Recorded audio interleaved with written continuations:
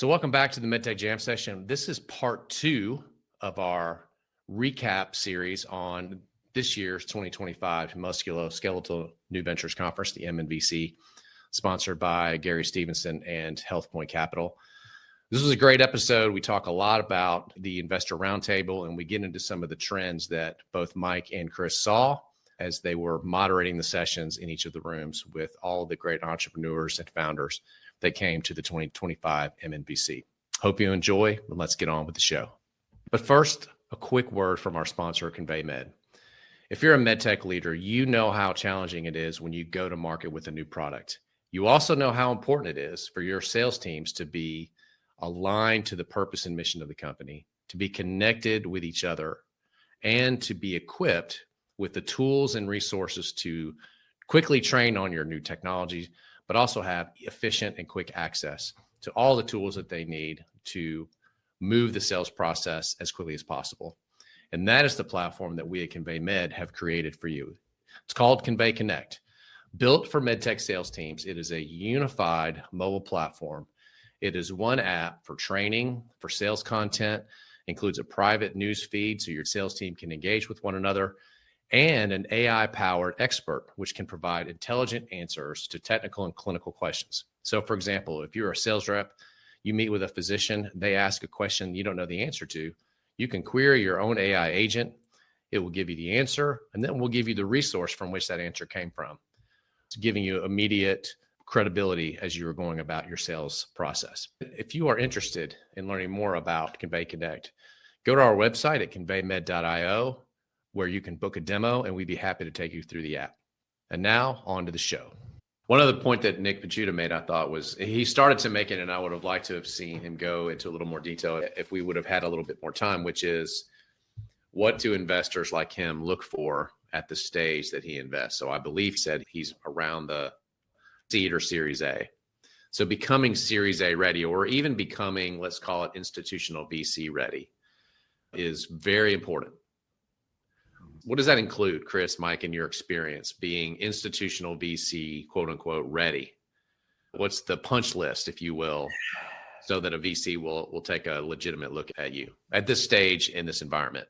If you're talking about a VC, you know, the way you're going to get their attention the most is that you've already got some level of revenue generation that makes them believe. It's the proof concept, right? Is there acceptance? Then maybe I might come in. But that's just one of the boxes to check, right? Go ahead, Mike. I'd love to hear your thoughts. And I think venture capitalists invest on, how much risk has been mitigated. Exactly. And depending on where you are, some of them want to see revenue growth and profitability. That's not much risk, and most of it's been mitigated. Others, like Nick, are pretty early stage, and they're willing to be a seed investor. But at the least, I think they want a path to all the risks. They want a path to mitigation of all the risks. So you got to have a regulatory plan. You have to have an IP, pipeline plan. You have to have, a clear path to the market, not cleared, but clear. Yeah. And you've got to be able to address all the risk factors out there and indicate that you've thought about how you're going to mitigate them. But again, there's no right answer because it depends on where in that level of acceptance of risk that investor is willing to live. Mm-hmm. More so, we're seeing people that are late stage investors because since money's tight, they can be picky about their companies. They can say, absolutely, I want revenues, I want profits, I just want to put in growth capital. It's the least risky. And I want them to agree to my valuation as a VC. Yeah, and that's the least risky way to invest. Versus freedom to practice, that's probably the most risky way to invest. That's my thought. Yeah, I'll give you another one on that front. There's a good friend of mine. I'm actually going to be going up to the University City Science Center, which is in Philadelphia, and his name is Heath Naquin, and they run a cohort to where they bring these different organizations in for literally boot camp, different startups, and they really put the screws to them over a week's period of time. This is going to happen, I think, the week of December 8th up in Philly. He put up a really good post yesterday that I would say on LinkedIn people should go look at, and the argument was, are we still defining a Series A the way a Series A was defined 20 years ago? His argument was there's a lot of points where people are still using the same terminology that doesn't apply for the stage the companies are at because everything's shifted. And it's a really good post. I would recommend folks check that out because I was impressed with it. Yeah, we'll try to have a link to it in the show notes. It's a good idea. I think the other thing to add to it is a clear go-to-market strategy and plan. How are you going to make money? Do you have a clear and well-defined business model? And have you thought through the client customer acquisition process? Yeah. And have you thought through how you're gonna build a channel and sell this and sell the product? Sure. Let's switch gears. So each of you guys for years now have moderated each of the rooms. So you've been able to see front and center a lot of the entrepreneurs pitching their companies. What did you see before we pick on any specific companies? Any trends, besides the capital efficiency we've already talked about, anything that you want to highlight? And then maybe pick out 2 or 3 companies you thought, I didn't really know about them. That's a really interesting tech, and here's why. Chris Lyons, why don't you go first? I'll go first. I'm fine with that. Of course, enabling technology. I mean, that's the one that's right there in your face, but you've got everything coming out relative to AI and automation. And the question is, the proof will be in the utilization by the doc, by the staff, by whoever, for the benefit of the patient. There's a lot of noise, and I think you're going to see a flushing out over time of these AI automated technologies of what is going to rule the day and become something of great benefit to the system. The sports med trend continues to ramp and run forward. There's no doubt about that. And it's very positive. I would continue to say that, and I'm not saying this because they're a client, but I'm saying it because it's so new to the United States, which is the endoscopic approach to spine. And the fact that there's a lot of, we'll call it dabbling going on because of a few companies out there that have a uniportal approach. It's going to get more and more attention is my point. And it's going to be an interesting space to watch in the days ahead. Mike, I want to hear what you got to say. Talk about that. I was talking with Roger White, who I worked together with at Danik in the 90s. And Roger was hired to be on our endoscopic spine product. And it was a uniportal working channel endoscopic scope that was intended to go into Camden's triangle, which is the kind of a far lateral space under the nerve root. Yep. And for decompression. And it was a terrible failure. The whole sector was hard. We tried really hard. Hal Matthews was our key opinion, really driving it. And he put in an absolute yeoman's effort trying to teach it, but no one could figure it out. The approach was hard. The surgeons weren't used to it. And then when you got there, the optics were not great and the tools weren't well developed. So now it's almost 30 years, bro. 30 years later. Yeah. We're all old, bro. We're all old here. It's okay. 30 years later, this was 92. So now we're like 20. 30. It's 30 plus years later, and we're reading portal endoscopic spine, which I'm still wrapping my head around. Mm-hmm. But it's going to be a different ballgame, right? We're going to have much better optics, much better tools. And I think there's movement with the docs, too, that are waking up to the idea that it was like, anybody that you think about it, you think about all the guys we've known, especially in spine over the last 30 years, and where they're at now, right? Whether it's retired or whether it's late stage career. And they're like, I'm not messing with that. Well, look, let me tell you something. They may not even be the spine surgeons. I mean, I know where you're going. I think it's, the people that can put the needle in the right space faster. Radiologists. I mean, talking to Zygafix. I was talking about Zygafix with someone. The Zygafix is a facet fusion technology. Yeah, and you have to for relieving, and you have to come into the joint with a guide wire at the right angle, and it's an oblique angle. And surgeons, they're used to APs and laterals, and they can do obliques, but not during surgery. It's really APs and laterals. That's the bread and butter. I told you look at the field and they go turn around and get something off the back table and come back. The interventional radiologist has the needle in the joint. I mean, they do that every day. Yeah. So these oblique approaches to the spine and then over a wire, that's going to be the field of the interventional radiologist. I totally agree. It's here on us, man. I mean, it's, a battle that's been fought for 20 plus years. And, I was just at the pain management meeting this year for the first time in 37 years. And it was interesting. There was so much energy at that meeting. And one of the main things that was being discussed was endoscopy. Yeah. Whether it was on the panel, whether it was papers, or whether it was companies that are really promoting it. So, people are I think there's an element that anybody that's playing in that space, there's a pivot coming for them relative to how they think about surgeon versus interventionalist. Yeah. Yeah. No, I mean, I think in these truly minimally invasive approaches to the spine, not decompression, interventional radiologists are doing decompressions, but not necessarily a supporter of that. But getting to the facet joint, that's sure. Interventionalist. I agree. Putting a uniporal scope into the disc from a posterior lateral approach. You're not doing it on me. They're going to be great at it. They do when they get there, they're going to need some training, but they're going to be great at it.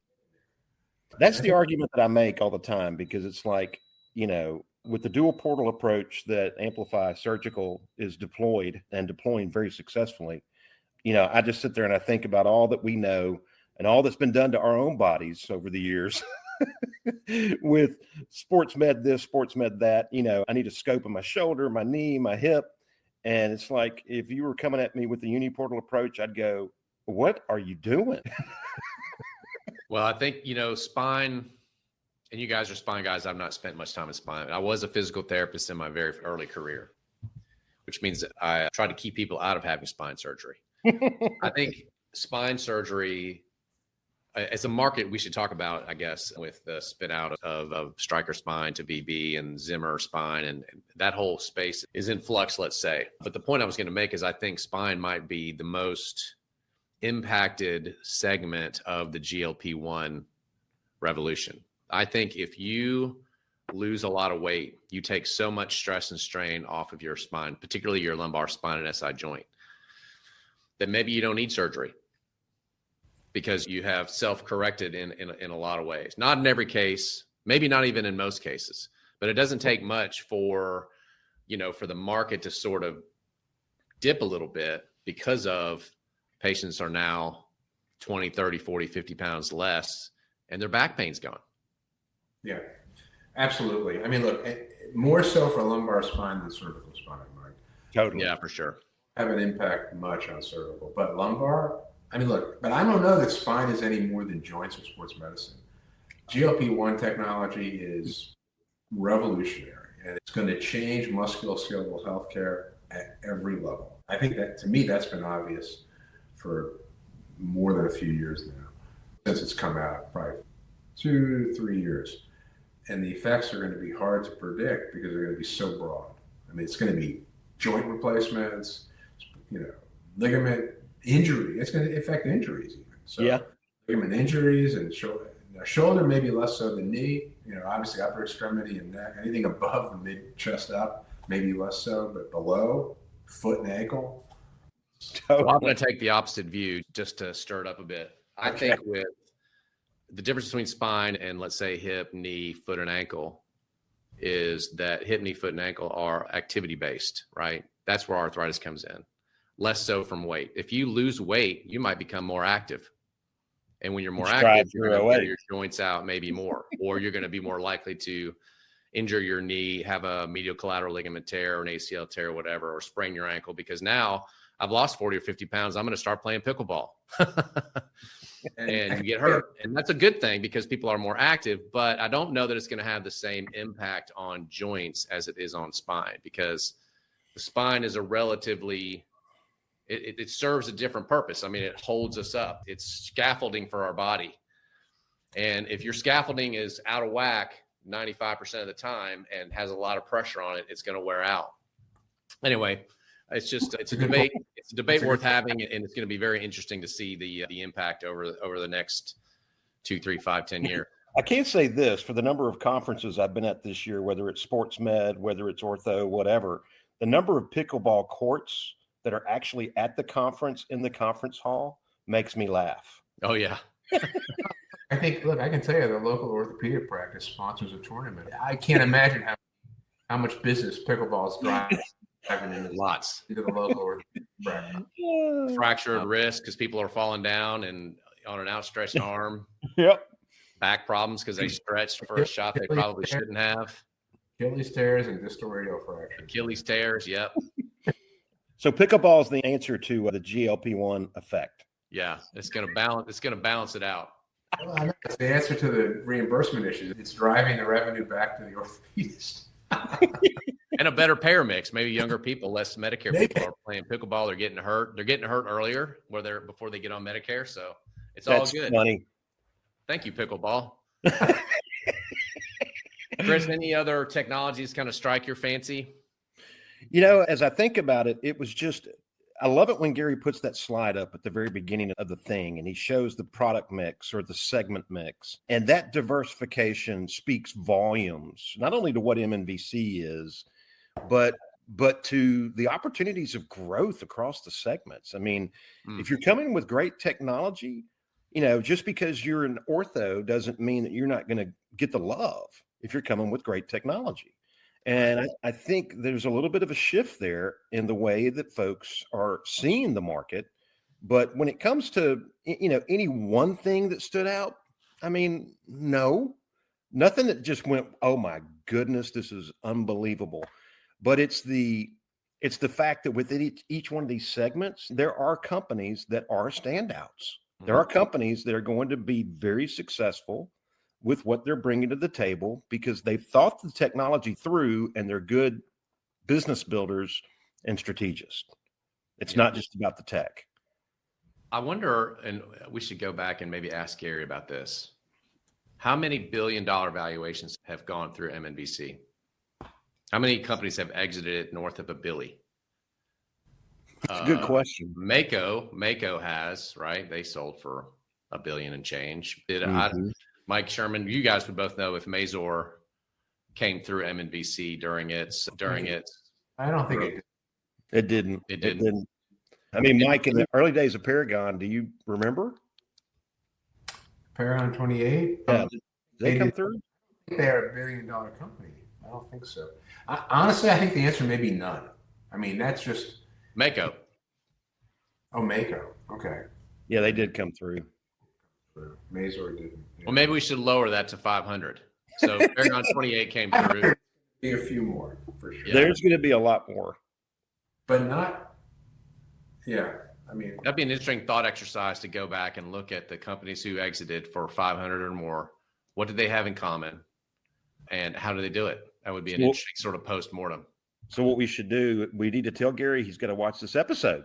So he can go do the research. That's right. Yeah. Well, you got some homework for you, Gary. The other question, which we may never know the answer to, and I kind of wanted to ask Charles, but I know he wouldn't know the answer, which is of the companies who have acquired some of these startups over the past 10 years, how has that impacted their growth? So in other words, let's pick on Zimmer Biomet. They've acquired a number of companies over the past 5 years. And how has that contributed to their growth? Their growth right now is nothing to, write home about. It's fine. But they're not crushing it, let's just say.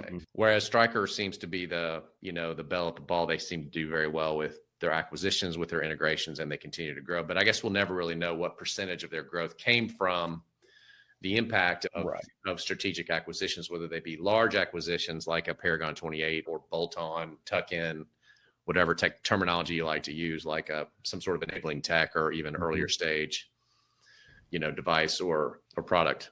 Yeah, they'll never share that info. Yeah, they'll never share that. They'll never share it, but I think we can be a little observant to be able to say it's not necessarily about the tech they bought.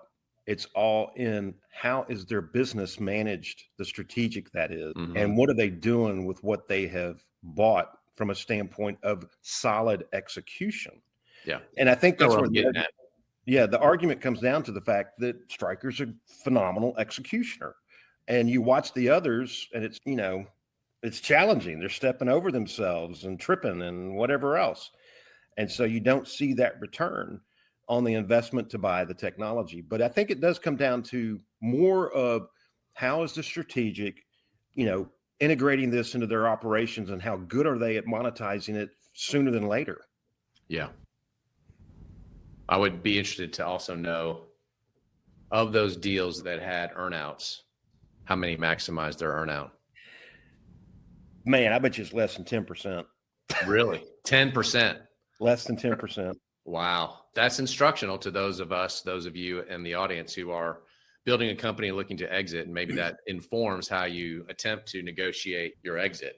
Get as much cash as you can is what I'm hearing you say, Chris. Yeah, because if you look at it, it's a bell curve, right? You're going to have a situation to where you got everybody on this side of things that are less than 10% of those earnouts are going to really truly be achieved, because it comes back to that strategic influence and execution of the strategic, right? And everything else they're trying to balance, all their internal projects and everything they got to keep alive. And that gets missed in the mindset of a startup that's trying to exit a business. You know, I'd love to see a day when we could get back to a more fair upfront, but I think a more fair upfront demands proof of solid acceptance in the market. Yeah. And that demands more investment by the startup to get there. Go ahead, Mike. What do you think? What say you? Which means more cash. Exactly. Yeah, I mean, I think what you said, and what I grabbed from what you said, Chris, is losing control of your decision making. If you've taken earnouts, you've got to maintain some level of control so you can impact your ability to meet the milestone. That's right. But you know, no one wants to hear, no, we don't want an earnout. They want to hear you're supportive of your technology and your game, and you know you can be successful. But you need to have control, because if you lose control, or if other priorities change things, you're not going to hit it. To your point. Yeah, for sure. Well, gentlemen, this has been a great episode. I've enjoyed hanging out with you guys, and congratulations to Mike Sherman for being a guest to the MedTech Jam Session. We appreciate you joining us, Mike. Absolutely, ma'am. That's awesome. Let's do this again. Yeah. We've got a collective here of easily 100 years. I don't know if I like the sound of that. Hey, we're going to do it again and again, Mike. You know this. I think I'm the driver of that 100 years, so unfortunately. Yeah. All right, that's enough of three old guys talking about orthopedics. All right. See you. All right, guys. Thanks for joining. Thanks again for hanging out with us in the MedTech Jam Session with Chris and Mike D. And we will see you on the other side. Thanks so much.